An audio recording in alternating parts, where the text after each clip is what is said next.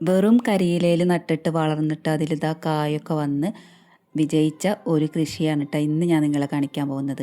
അപ്പോൾ ഇന്നത്തെ വീഡിയോ കുറച്ച് മുന്നേ ചെയ്ത് വെച്ചിട്ടുള്ള ഒരു വീഡിയോ ആണ്. അതിൻ്റെ റിസൾട്ടും കൂടിയിട്ടാണ് കേട്ടോ ഇന്നിപ്പോൾ കാണിക്കുന്നത്.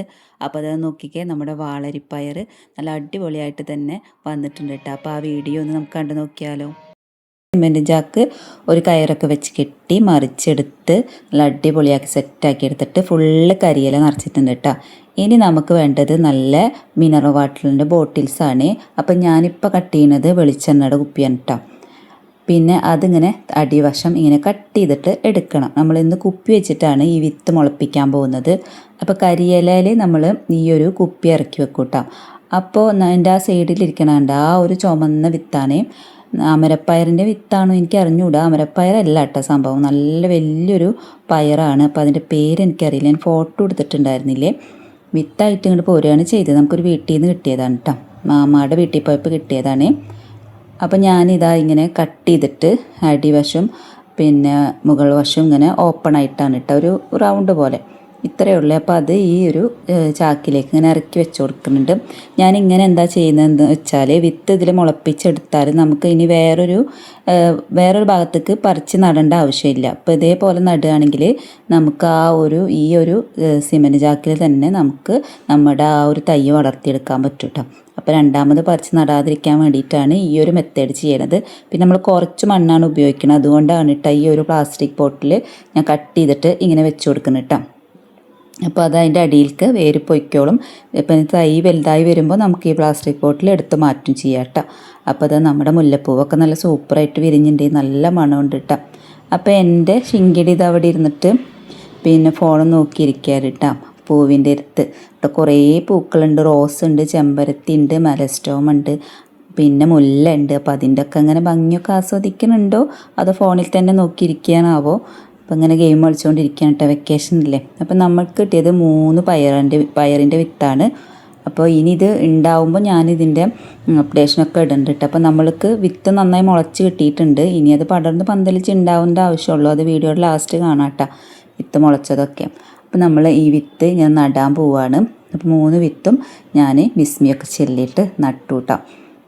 നട്ടുക എന്ന് പറഞ്ഞത് ഇതേപോലെയാണ്. ഇനി ഇത് 3 ദിവസത്തിൻ്റെ ഉള്ളിൽ മുളച്ച് വരാൻ വേണ്ടിയിട്ടൊരു ഗുഡ് സൂത്രമുണ്ട്, അത് ഈ വീഡിയോയിൽ കാണിക്കുന്നുണ്ട്.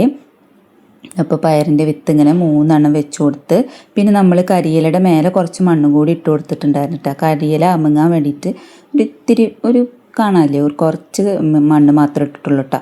അപ്പോൾ ഈ ഒരു ഗ്രോ ബാഗിന് ഒട്ടും വെയിറ്റ് ഇല്ല, അങ്ങനെ സിമ്പിളായിട്ട് ഒരു കയ്യിൽ ഇങ്ങനെ എടുത്ത് പൊക്കാട്ടോ. അപ്പോൾ നമ്മുടെ കവറൊക്കെ എന്താ പറയുക, കയറൊക്കെ കെട്ടിയിട്ട് മറിച്ചെടുത്ത സിമൻറ്റ് ചാക്കാണ് ഇത്. നല്ല ഉറപ്പാണ് കേട്ടോ. ഈ ഒരു ഗ്രോ ബാഗ് ഇതുപോലെ സെറ്റ് ചെയ്യുകയാണെങ്കിൽ നമുക്കിത് ഈ ഒരു ബാഗ് നമുക്ക് 2 വർഷം 3 വർഷമൊക്കെ ഉപയോഗിക്കാം കേട്ടോ, ഇങ്ങനത്തെ സിമൻറ്റ് ചാക്ക്. അപ്പോൾ സിമൻറ്റ് ചാക്ക് കിട്ടുകയാണെങ്കിൽ എല്ലാവരും ഇതേപോലെ ചെയ്തിട്ട് നട്ടോട്ടോ. അപ്പം ഞാൻ പെട്ടെന്ന് വിത്ത് മുളച്ചിട്ടാൻ വേണ്ടിയിട്ട് ഫസ്റ്റ് തന്നെ നനായിട്ട് കൊടുക്കുന്നത് നമ്മുടെ പുളിച്ച കഞ്ഞിവെള്ളം നേർപ്പിച്ചതാണ് കേട്ടോ അതിലേക്ക് ഒഴിച്ചു കൊടുക്കുന്നത്. പിന്നെ ഞാൻ ഇന്ന് വേറെ നനയൊന്നും കൊടുക്കണില്ല. പിന്നെ പിറ്റത്തെ ദിവസം മുതൽ ഒരു നേരം നനച്ചു കൊടുക്കുകയാണ് ചെയ്തിട്ട. എന്നിട്ട് എനിക്ക് 3-ാമത്തെ ദിവസം എനിക്ക് വിത്ത് മുളച്ച് വന്നിട്ടുണ്ട്. അപ്പോൾ അതും കൂടി വീഡിയോയിൽ ഉൾപ്പെടുത്തിയിട്ടുണ്ട് കേട്ടോ. ഞാൻ ഇടയ്ക്കിടയ്ക്ക് പറയുന്നുണ്ട്, അപ്പോൾ എല്ലാവരും സ്കിപ്പ് ചെയ്യാണ്ട് തന്നെ ഫുള്ള് കാണുന്നുണ്ടല്ലോ അല്ലേ, കാണുന്നുണ്ടാവുമായിരിക്കും എന്ന് വിചാരിക്കുന്നു. അപ്പോൾ ഇതിങ്ങനെ നനച്ചു കൊടുത്തിട്ടാണ്. ഇനി നമ്മളിത് തണലത്ത് വെക്കുകയാണ് ചെയ്യുന്നത്, വിത്തൊക്കെ മുളച്ച് വരാൻ വേണ്ടിയിട്ട്. ഇപ്പം നല്ല വെയിലല്ലേ ടെറസിൽ, അപ്പോൾ ആ വെയിലത്തല്ല വെക്കണത്, അതിനെ ഞാൻ എൻ്റെ തണലത്തേക്ക് വെച്ച് കൊടുക്കുകയാണ് കേട്ടോ ചെയ്യണത്. ഇവിടെ തണലത്താണ് ഞാനും പിന്നെ നമ്മുടെ പുതിനൊക്കെ വെച്ചിട്ടുള്ളത്. പുതിന ഒരിക്കലും വെയിലത്ത് വെക്കരുത് കേട്ടോ, അപ്പോൾ അത് പെട്ടെന്ന് വാടിപ്പോവേ. അത് കാരണം പുതിന ഞാൻ തണലത്താണ് വെച്ചിരിക്കുന്നത്. അതേപോലെ ഞാൻ വിത്ത് മുളപ്പിക്കുന്നത് പുതുതായിട്ട് നടുന്നതൊക്കെ ഈ തണലത്ത് ഈ ഭാഗത്തായിട്ടാണ് കേട്ടോ വെക്കുക. അപ്പോൾ അവിടെ നമ്മുടെ ചാക്കിൻ്റെ കുറേ കെട്ടൊക്കെ ഇരിക്കേണ്ട ആവശ്യത്തിനടുത്ത് ഉപയോഗിക്കാൻ വേണ്ടിയിട്ട്. അപ്പോൾ 3-ാമത്തെ ഗ്രോ ബാഗും ഞാൻ ഇതിൻ്റെ താഴെ തണലത്ത് വെച്ച് കൊടുക്കാൻ കേട്ടോ. ഇനി നമുക്ക് വിത്ത് മുളച്ച ദിവസത്തെ വീഡിയോ കാണാം കേട്ടോ. അപ്പോൾ ഒരു 3 ദിവസം അല്ലെങ്കിൽ 4 ദിവസം അല്ലെങ്കിൽ ഒരു 5 ദിവസം ഇതിൻ്റെ ഉള്ളിൽ 3 വിത്ത് മുളച്ചിട്ടുണ്ട്.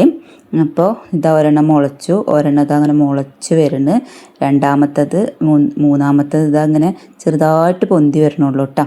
പിന്നെ ഇപ്പം ഞാനിന്ന് സൗണ്ട് കൊടുക്കുന്ന ദിവസമായപ്പോഴേക്കും അത് കുറച്ചും കൂടി വലിയ തൈ ആയിട്ടുണ്ട് കേട്ടോ. ഇതിപ്പോൾ ഈ ആഴ്ചയിൽ ചെയ്തതാണ്. അത് പിന്നെ ഇപ്പോൾ അത് നന്നായി നമ്മൾ വെയിലത്തേക്കൊക്കെ വെച്ച് നല്ല രീതിയിൽ പടർത്താനുള്ള സംഭവങ്ങളൊക്കെ ചെയ്ത് കൊടുക്കണം കേട്ടോ. ഇപ്പം നമ്മുടെ വാളരിപ്പയർ നന്നായിട്ട് പടർന്ന് പന്തലിച്ച് നല്ല അടിപൊളിയായിട്ട് തന്നെ വളരി ഉണ്ടാവുന്നുണ്ട്. അപ്പം ഞാനൊരു നല്ല അടിപൊളിയായിട്ട് പന്തലൊക്കെ കെട്ടി കൊടുത്തിട്ടുണ്ടായിരുന്നു. അതിൻ്റെ മുകളിലേക്കൊക്കെ പടർത്തി വിട്ടിട്ടുണ്ട്. പച്ചക്കറിയുടെ വേസ്റ്റും പഴത്തൊലിയും മുട്ടത്തോടൊക്കെയാണ് ഇട്ട്. അപ്പോൾ ചായപ്പിണ്ടി അതുപോലെ തന്നെ കഞ്ഞിവെള്ളം പുളിപ്പിച്ചത് അതൊക്കെ ഒഴിച്ചു കൊടുക്കാറുണ്ട്. ഇങ്ങനത്തെ വേസ്റ്റൊക്കെ ഇട്ടിട്ട് ഞാൻ വളർത്തിയെടുത്ത് എൻ്റെ വളരി കണ്ട നല്ല സൂപ്പറായിട്ട് തന്നെ വന്നിട്ടുണ്ട് കേട്ടോ. അപ്പോൾ ഇനി ഇതുപോലൊക്കെ എല്ലാവരും ട്രൈ ചെയ്ത് നോക്കുക.